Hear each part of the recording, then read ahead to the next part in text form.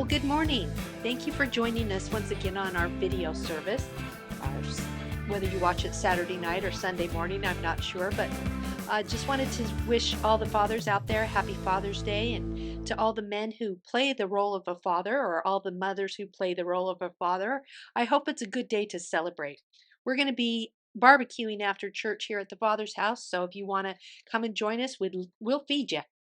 Um, Couple of things to go over. Our men's group is meeting on Monday nights at 6:30 and on Zoom. If you want to be a part of that, let Pastor Carl know, or show up here at the Father's house at 6:30. Our ladies group is meeting at 6:30 on Thursday nights on Zoom. If you want to be a part of that, we'd love to have you join us. Today is our Mission Sunday, so you know the drill. You can go to thefathershouse.org and click on the giving button, set it up as a one-time gift or a recurring gift. Um, you can give to our missions. I got a message from Pastor Mario that Pastor Juan and Patricia have 51 kids at their Bible study today, so that's pretty impressive. I know they appreciate every dime. I know we appreciate every dime. Things are just getting ridiculously expensive. And like I said, well, I didn't share it on the video, but we had a broken window again. So we just keep having expenses. So anything you can give would be greatly appreciated. You can mail your check to the Father's House at 133 Bernal Road, San Jose, California, 95119. Or you can come to church. That would be awesome.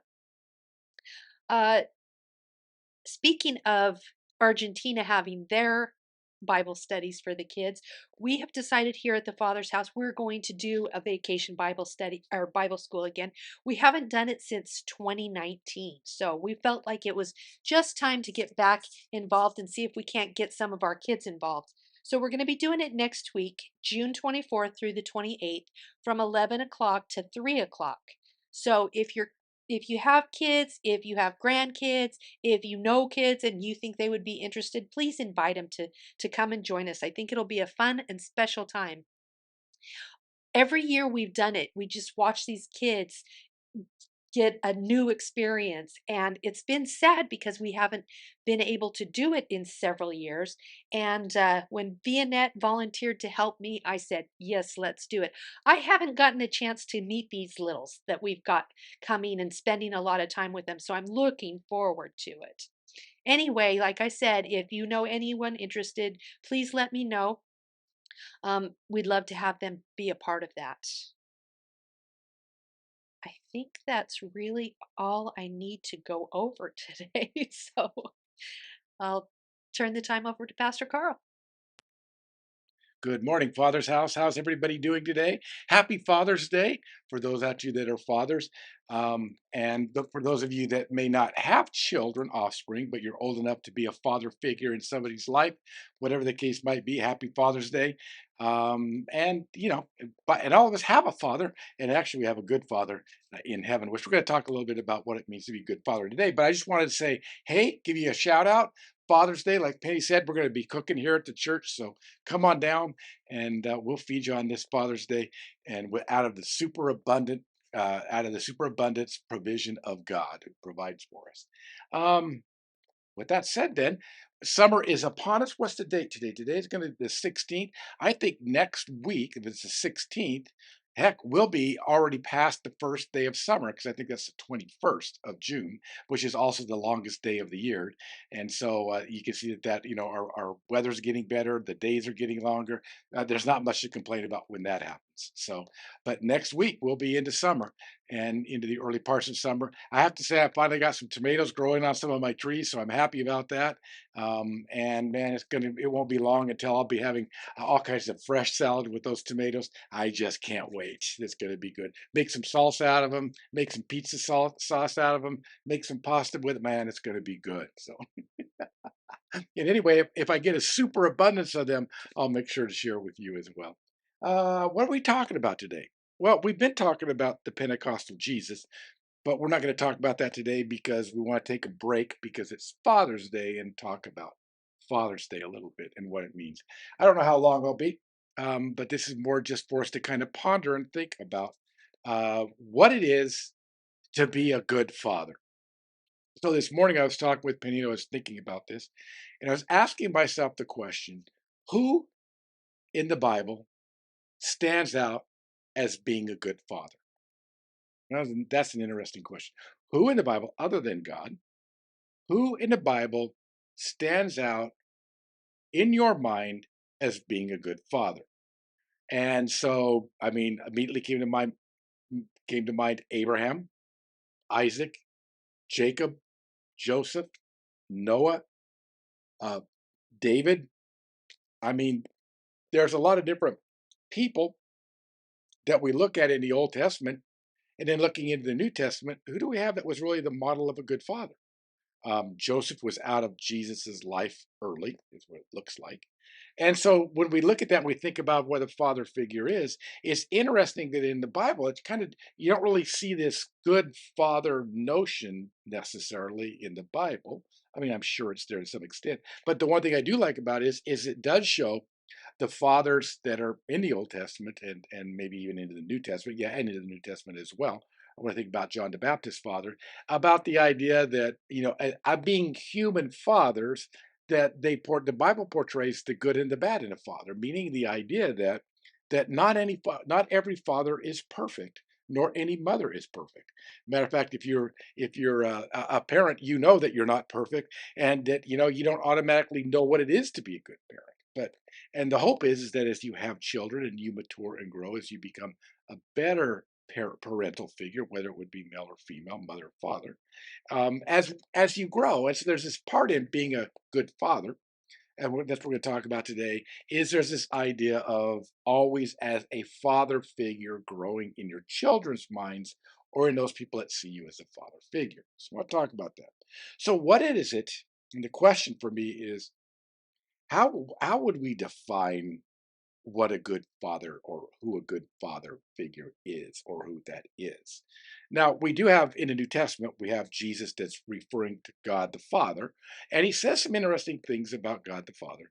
And I mean, we could talk a lot, probably for hours, about what a good father is and apply different taxonomies or categories. We can talk about, what makes a good father. And so I don't want to get too complex, but I do want us to think today a little bit about what it is to be a good father, and how if I'm a male and I could be a father figure of some kind, which all male could be, how I could be a better father figure to my children, to my grandchildren, and also to, well, extended family, and also everybody that I come in contact with, even in my ministerial role as a pastor or in life. And so I've been thinking about this, and there's a couple of verses that I want to just kind of just tease out a little bit here for a moment, and then we'll ask a couple questions about the idea of being a good father. So I'm going to be in Matthew, and we're actually going to be in the Sermon on the Mount. Now, remember that in the New Testament, Jesus introduced uh, the father figure, actually, into Christianity and ultimately into projecting back to some extent back into Judaism. So the idea of thinking about God as a father figure, it was that was revolutionary in Jesus's life, or in terms of what he was theologically trying to say. Now, I want to say that in our society, in our nation, and probably even more in the world, because it has been pretty much a male dominated society, that what's happened in the last, I don't know, 20 or 30 years is there's been an attack on masculinity, on manhood. And it's almost like the idea that if a man is masculine in any way, shape, or form, and he just has those features, that all of a sudden it's like there's this connotation of the idea that you're archaic, that you're Neanderthal, or that you just don't get where we live in society. But there's something to be said about a man who understands what it is to be a man and to keep his masculinity. It was interesting because I was watching a video by a man that was speaking, and he was talking about manhood, and he was basically talking about what it is to be a dangerous man. And so, we think about a dangerous man is, a dangerous man. We can think about that is that, it's the idea that they can inflict danger. So we think about maybe a strong man that's a fighter and therefore he's dangerous. But the man that was speaking, he says, but the man that is the most dangerous man is the man of knowledge, the one who has knowledge. And with that knowledge, he knows what to do with that knowledge. So it becomes dangerous, but he can become dangerous and what he's saying in being a man, this particular speaker, was he becomes dangerous in a good way. In other words, his knowledge and his strength and everything that he has isn't for his own promotion. It isn't so that he can go out and do base things. It's basically so that in a controlled strength and with a controlled strength, he can better the environment of people that live around him and better the environment and the society aware around where he lives. And so when I think about what it would be to be a dangerous man, we could probably argue that probably the most dangerous man or one of the most dangerous men that have ever walked the face of the earth would have been Jesus Christ. We don't think about him in those terms, but society in that day saw him in those terms. That was ultimately why they had him crucified. But Jesus is dangerous. Maybe dangerous isn't a good word to use there, although I think it's fitting. Is the idea is because Jesus changed the society, and so he became dangerous to those people that wanted to oppress, those people that wanted to marginalize, those people that wanted to bully other people. And Jesus wouldn't stand for that, but he did that not by raising up a sword against them, but he did that by reasoning with them and communicating with them and having a dialogue with them about why that's a bad way to approach it. And so he demonstrated the love of God and the goodness of God in a way that we would say as Christians that nobody has ever done uh, before and anybody's done after the life of Jesus. So I'm probably talking a little bit too much, and I'm going to get back into talking about what it is to be a good father. Oh, I almost spoke myself in the eye there. So we're here in Matthew, and we're first of all in Matthew chapter 5, and we're at Sermon on the Mount, so we're in verse 14, and it reads, "You are the light of the world. A city set on a hill cannot be hidden." And think about this as far as fatherhood goes, or as far as your what it is to be a good man. Nor does anyone light a lamp and put it under a basket, but on a lampstand, and it gives light to all who are in the house. Let your light shine before men in such a way that they will see your good works and glorify your Father who is in heaven. So, the first thing that makes us a good that if here that glorifies our Father in heaven and makes us like our Father in heaven is the notion or the idea that we're seeing here of your good works. In other words, a good father does good works. So we'll talk about that a little bit here in a minute. But I just kind of wanted to highlight that before before I find this other text that I wanted to share. Where is that other text at? Where did you go on? And it's interesting because this by the in the on the Sermon on the Mount, it talks about the Father all the way through. I mean, you think about you, the Heavenly Father feeding you, the Lord's Prayer, Our Father who art in heaven, and all of these different things where it's talking about what it means to be or to see what a good father would look like. And I don't know why I can't find this other verse that I had. Ah, there it is. Um, it says that so this is says ask and it will be given to you. Seek and you shall find. Knock and it will be open to you. This is verse 7 of chapter 6. Um, or is it, wait, excuse me. I lost my verse. It's 7, chapter 7, Matthew chapter 7, verse 7 says, ask and it will be given to you. Seek and you shall find. Knock and it will be open to you. For everyone who asks receives, but to him who seeks finds, and to him who knocks it will be open. Or what man is there among you who, when his son asks for a loaf, will give him a stone? Or if he asks for a fish, he will not give him a snake, will he? If you then, being evil or have the capacity to do evil, know how to give good gifts to your children, how much more will your heavenly Father give what is good to those that ask him? So when you're going through the Sermon on the Mount, there's all these kind of things that talk about, if about God being good, and if you have the capacity for evil and your son asks you for something good, you give that to them. So what we're seeing here when we talk about a good father, and we think about in terms of Jesus or the Father, that song we sing, "You're a good, good Father," is who you are, is who you are, that it seems to me that being a Christian and being a father, it would mean that everything that we do would have the good in mind of other people. So, how is it that we could see that God would be good to us? The first thing is what would make a good what would make a good father. The first thing is a good father is a father that's always increasing in wisdom and knowledge. He's always in other words, when we talked about this about a year and a half ago, and even maybe 2 years ago, when we talked about the idea of prudence, with prudence meaning practical wisdom. And so there's the idea that a good father, and one that always has somebody else's good in mind, is always a prudent man, a prudent father, a man full of wisdom, a man who acquires wisdom and disseminates it for the good of people and for the benefit of others and never for himself. So a good father is always a wise father and growing in wisdom because we don't always just have wisdom. It's something that we grow in every day of our life. The second thing, though, is that I think a good father is a father that always provides emotional support for his children or for others. And the other, and what I mean by that is sometimes that when people are going through emotional things, that they need somebody to stand there with them, to be there with them, to be a rock to them, and so they provide the emotional support that they need. Not only that, but a good father would also be somebody who is emotionally mature enough to do that. So let me explain. So when we talk about a father being a father that has practical wisdom or is wise, then it means that basically there's this idea of they know what to do in every situation. Well, we talk about, and we've talked about this before in the past, that it's impossible to be spiritually mature if we're not emotionally healthy. So, a good father is a father who's emotionally healthy.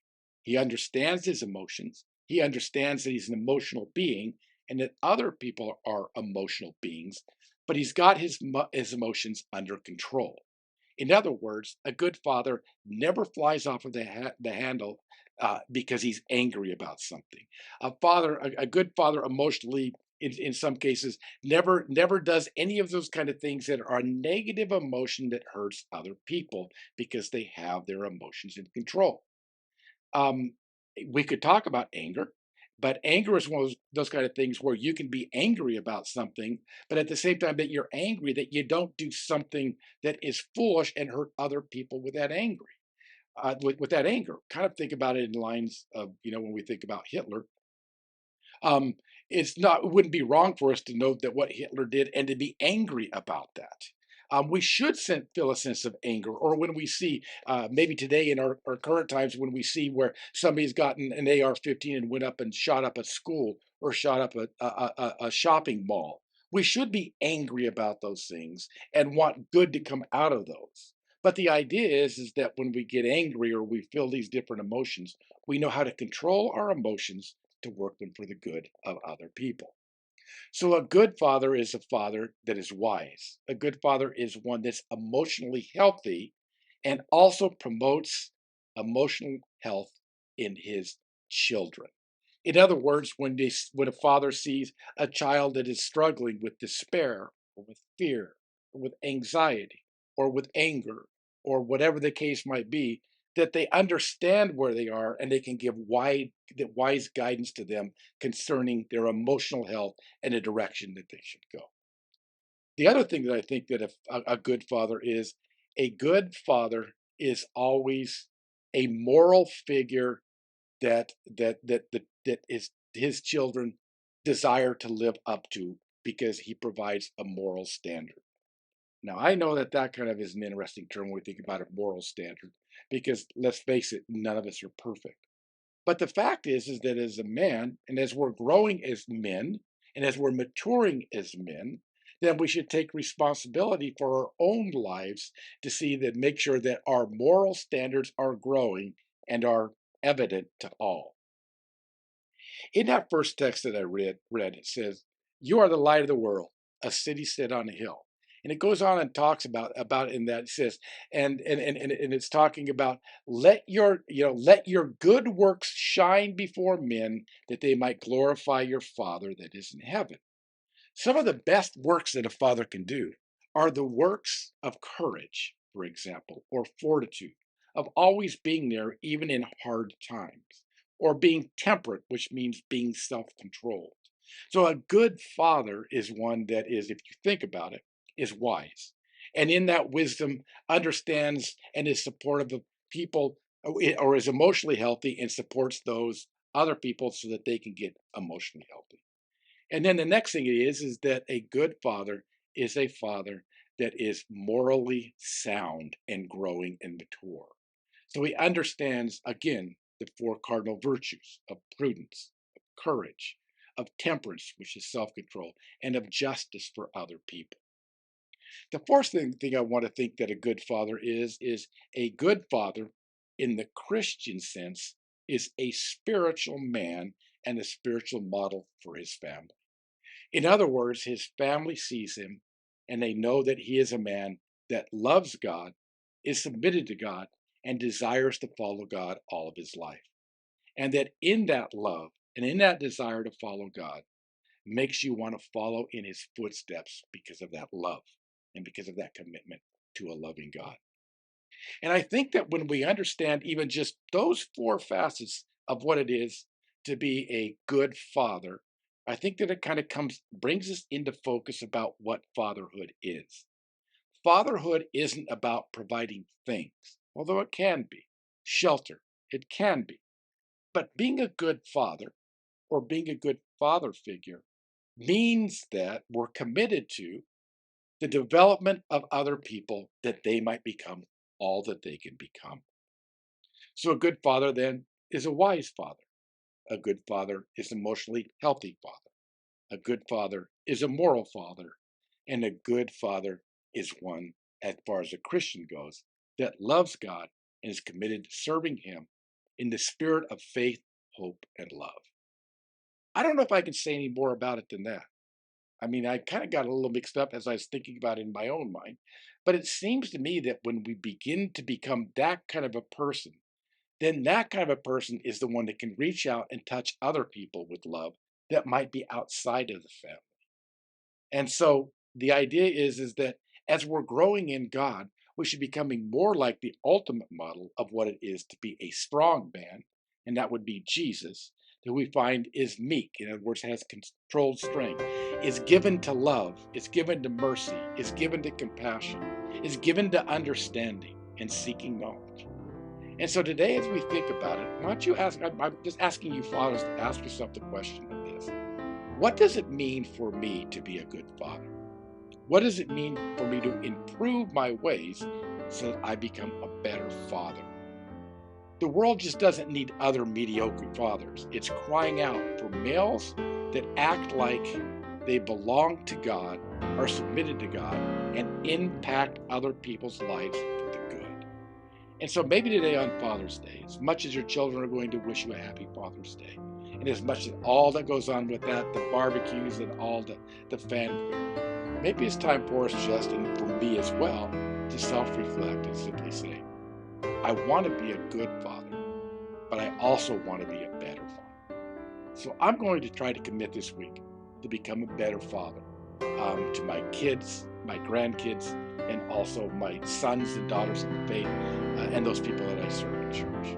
So I hope you'll think about it. It really caused me to think about it, about what does it mean for me to be a better father, and how would that play out in other people's lives. That's not all I want to say today. God bless you. I hope that you have a great day, and I'm sorry I kind of fumbled through this at the beginning.